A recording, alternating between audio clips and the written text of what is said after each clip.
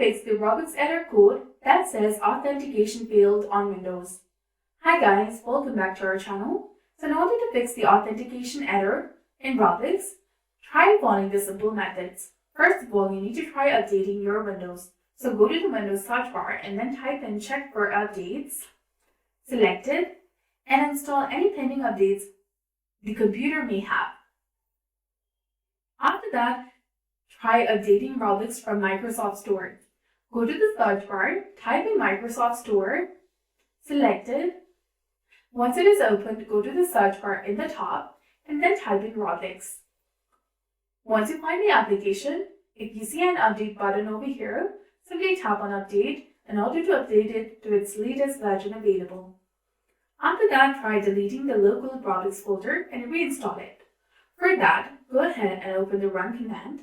For that, click on Windows and R key on your keyboard. Type in %local add data % and click on OK.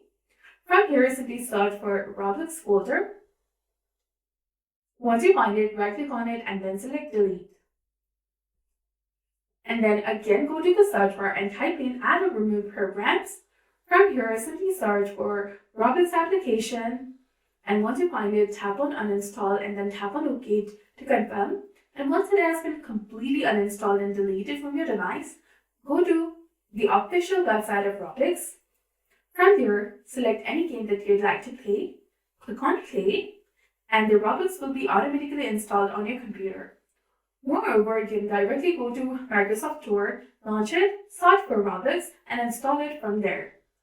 So this was all about it. I hope you found this video helpful. If you did, do not forget to like, comment, share, and subscribe to our channel for more amazing tips and tutorials. Thanks for watching. See you in the next one.